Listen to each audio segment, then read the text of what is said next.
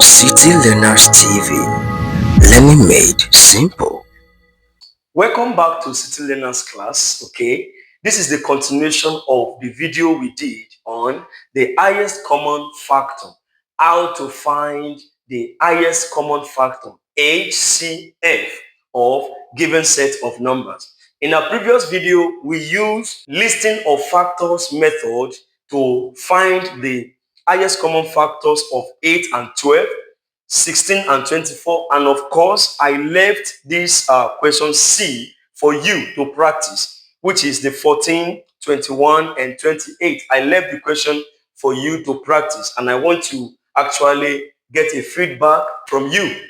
Just go straight to the comment section and tell us how you feel. Okay, so in this class today, we will continue from where we stopped.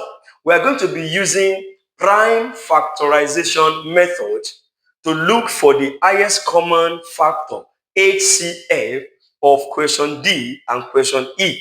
Okay, so let's get into the business. Question D says we are to look for the highest common factor of 84 and 126, 84 and 126.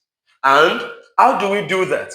We are simply going to draw our long division line, and that simply means that we want to express each of the given number, that is 84 and 126, we want to separately express them as a product of prime factor. Okay, what are prime factors?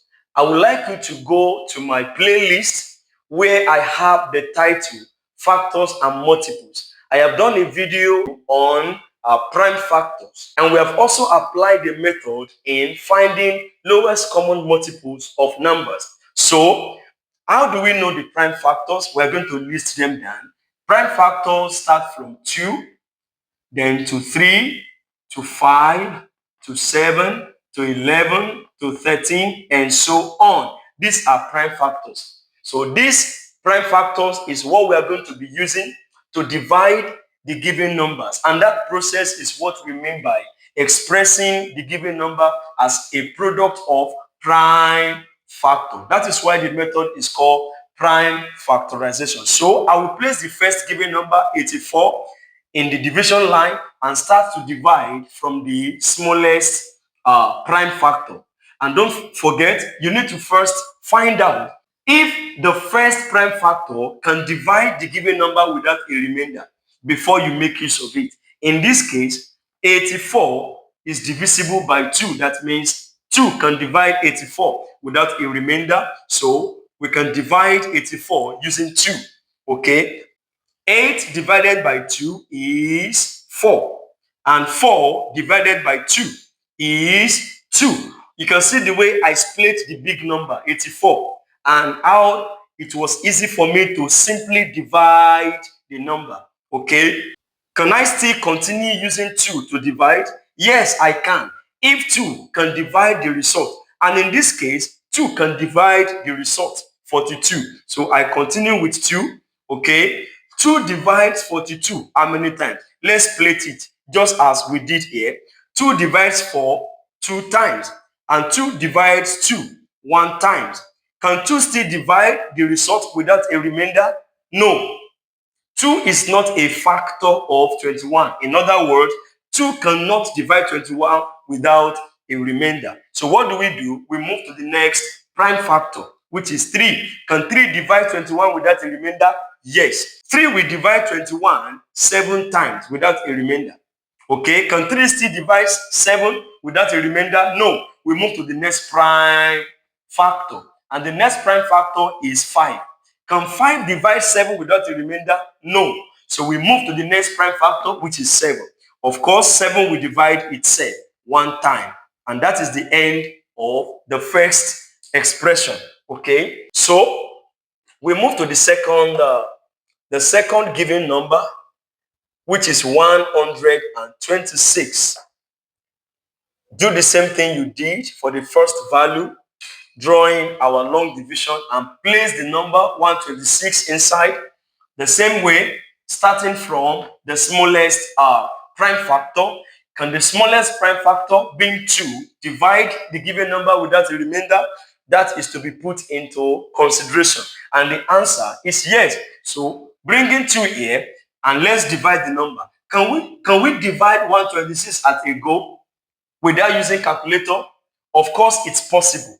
We are going to be splitting it. We are going to split this number into 2 places. First, we will deal with the first 2 digits, which is 1 and 2, 12, and then we come back to 6. 2, we divide 12 6 times. And 2, we divide the second number, which is 6. 2, we divide 6 how many times? 3 times. Can 2 still divide 63 without a remainder? No. 2 is not a factor of 63. So in that case, we move to the next prime factor, which is 3. Can 3 divide 63 without remainder? Yes. 6 divided by 3 is 2. And 3 divided by 3 is 1. Can 3 still divide 21 without a remainder? That is the result we just got. Yes, of course. 3 will divide 21 7 times without a remainder. Can 3 still divide 7 without a remainder? No way. So we move to the next prime factor. And 5 cannot also divide 7 without a remainder. So what do? We simply move to the next, which is 7. So 7 will divide 7 1 time. And that is the end, okay? So what are we expected to do next? What we do next is that simply write down your given number, the first one, which is 84, equals to multiply together the prime factors that we have used.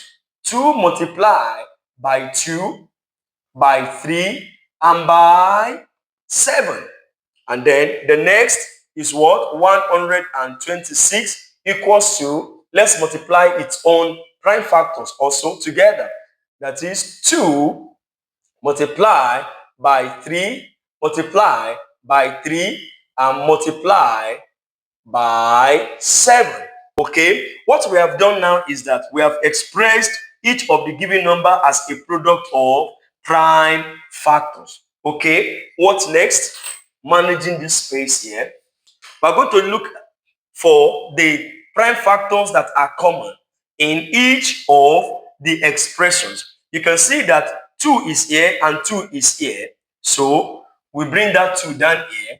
Don't forget we have multiplication. You can see that 3 appears here and 3 appears here. You can see that that is 3. Okay. Do we have any other number that appears on both sides? Yes. 7 appears here and 7 appears here. So we have 7 as well. So can we multiply what we have here together now? We can now say that the HCF equals to 2 times 3, 6. And 6 times 7, 42. 2 times 3 is 6. 6 times 7 is 42. So we can say that 42 is the highest common factor of 84 and 126. Okay.